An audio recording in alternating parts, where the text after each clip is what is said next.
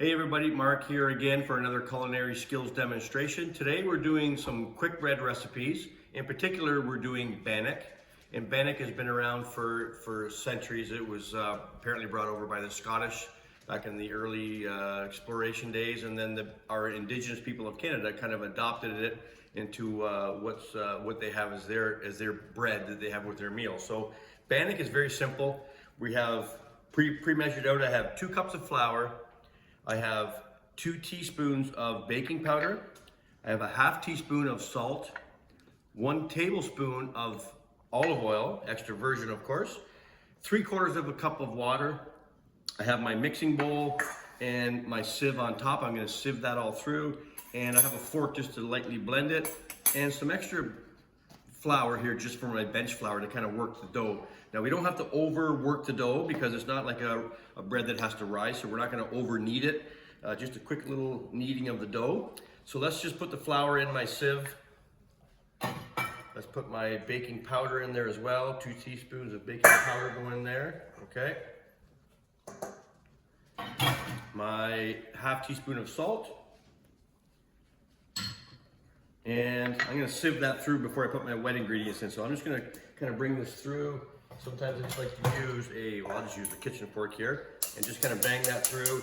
It just lightens up the dough, takes out any imperfections, any lumps that might be in there. So let's just get it all through there. And we're almost there.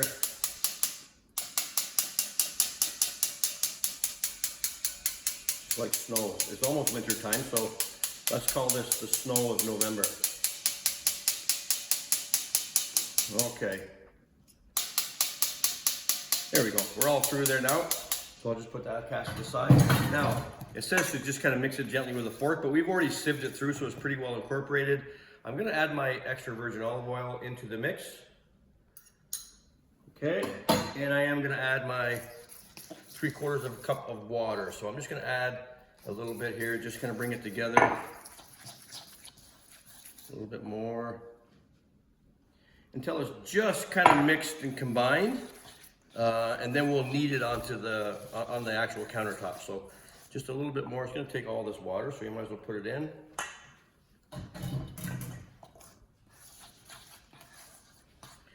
Okay, so I've got it pretty well kind of come together. So see, it's still kind of dry, but it's all kind of somewhat together at this point.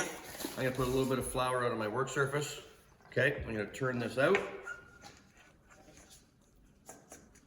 I just want to work it with my hands at this point, just to kind of bring everything together. So just kind of put it in a little bit of a pile and just kind of work it with your fingers, just encouraging this dough to kind of come together. This is going to make, the recipe calls for me to make this into 5 even-sized kind of little pieces of Bannock, and we're going to put that in our frying pan, which is behind me. I've got it on low heat. I'm just going to pull it off to the side for a second.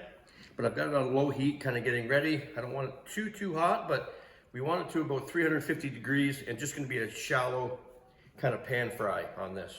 Okay? Okay. Okay, so now behind me I do have, and I should have mentioned my tools of the trade, I do have my bench scraper that I should have had out, but I got it with me now. So now I'm going to try to divide this up into 5 equal pieces. So I'm going to cut it in half. I'm going to cut it in half again. You know what? I'm just going to go with 4 pieces because it looks like that's a nice size piece.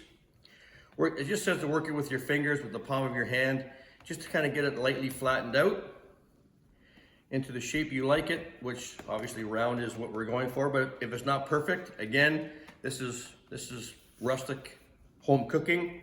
It's not meant to be perfect, so let's just get it as close to even as we can on each one of these. And then we'll just do a little pan fry. I'll just do one for the video, just to kind of show you. Okay, so it's pretty well dry now, like it's incorporated. A little bit sticky to the touch, which is okay. Okay, so we've got these ready to go. So if I can get my assistant to come over to the pan with me. So I've got this on low heat right now. I'm gonna put a few in there. I can put a couple in here at a time. So Again, I got a pan with some just regular canola oil. I'm gonna put this in the pan. So you got a nice gentle little simmer happening there, which is always nice. We don't want it to be too aggressive. And I'm using a cast iron pan. I mean, cast iron pans, just like Bannock, has been around for a long, long time. So cast iron is a good pan to use.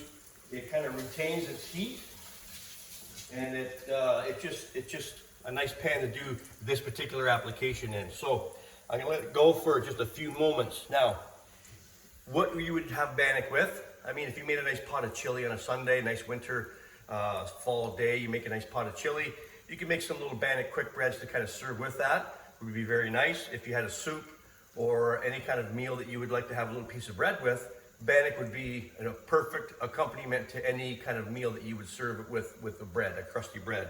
So I'm just trying to get a little bit of a cook on this Bannock. And again, we're not quite there yet, so I'm just gonna let it go. I've got it on a low heat. I'm just gonna turn it up just a little wee bit.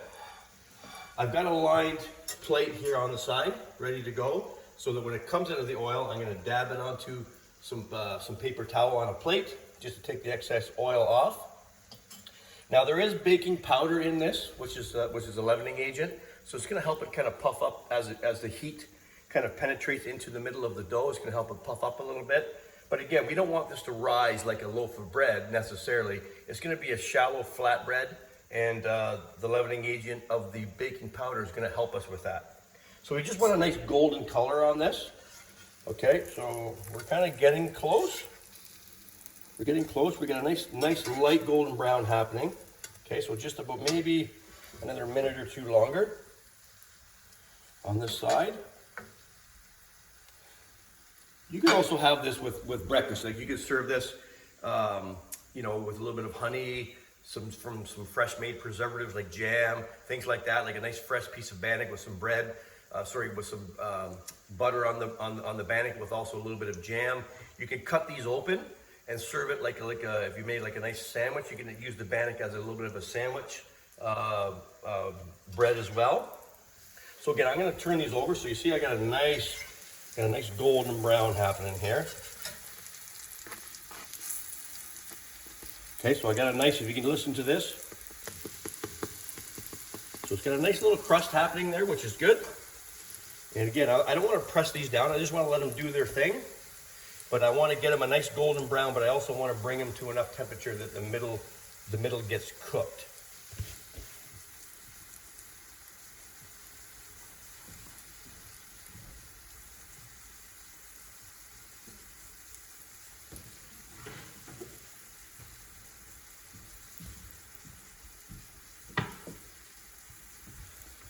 Okay, so again, it'd be nice to speed this up a little bit, but again, we're on a live camera, so it is what it is.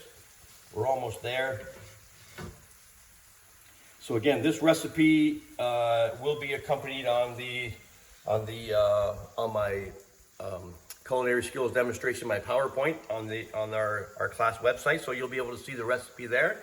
But if I was giving this to the students, it has the recipe all there, the instructions, and very simply just kind of let the students kind of pre-measure everything out. For camera, I didn't measure everything out, but obviously I had everything kind of pre-portioned out, ready to go. Okay. I'm going to start with this guy here. This guy looks like he's the closest. I'm going to turn my heat off. This guy, you see, I got a nice golden brown on both sides, and it has puffed up quite a bit from when I put it in the pan.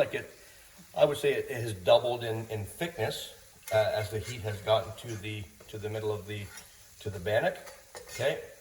Again, I'm just going to flip this guy one more time here. This guy is pretty good. This guy's pretty good. Let those guys finish off. I'm going to transfer this to my baking dish. Again, just to take some of that excess oil off the back side. I've got my cutting board here ready to go. I'm just going to grab a little knife out of this drawer right beside me.